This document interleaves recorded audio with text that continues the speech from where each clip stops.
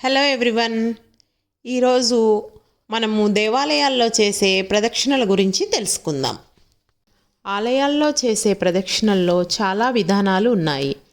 ఆత్మ ప్రదక్షిణ, పాద ప్రదక్షిణ, దండ ప్రదక్షిణ, అంగ ప్రదక్షిణ, గిరి ప్రదక్షిణ.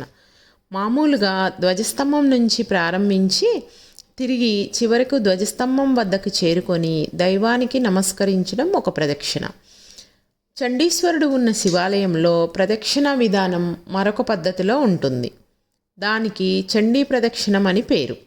దీనికే సోమసూత్ర ప్రదక్షిణం అనే పేరు కూడా ఉంది. ఆలయంలో ఉన్న దైవం విశ్వశక్తి కేంద్ర బిందువుకు ప్రతీక. ఆయన చుట్టూ ఉన్న ఆలయం అనంత విశ్వానికి సంకేతం.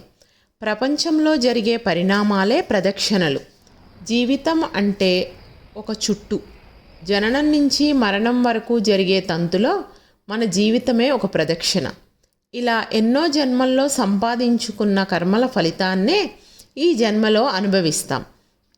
ప్రదక్షిణ పేరుతో పరమాత్ముని చుట్టూ తిరగడం వల్ల జన్మల చుట్లలో చేసిన కర్మల దుష్ఫలితాలను తొలగించుకునేందుకు అవకాశం చిక్కుతుంది. కర్మక్షయమే ప్రదక్షిణలో పరమార్థం. మన మనోవాక్కాయ కర్మలు పరమేశ్వరుని చుట్టూ పరిభ్రమించాలన్నదే ప్రదక్షిణ ప్రధాన ఉద్దేశం. వేదాంతపరంగా ఆలోచన చేస్తే ప్రదక్షిణ ప్రక్రియలో అద్భుతమైన అంతరార్థం కనిపిస్తుంది. ఆలయంలో ప్రదక్షిణలు చేసేటప్పుడు మొదటి ప్రదక్షిణలో మనిషి తనలో ఉండే తమోగుణాన్ని త్యజించాలి. రెండో ప్రదక్షిణ చేసేటప్పుడు రజోగుణాన్ని, మూడో ప్రదక్షిణలో సత్వగుణాన్ని వదిలేయాలి.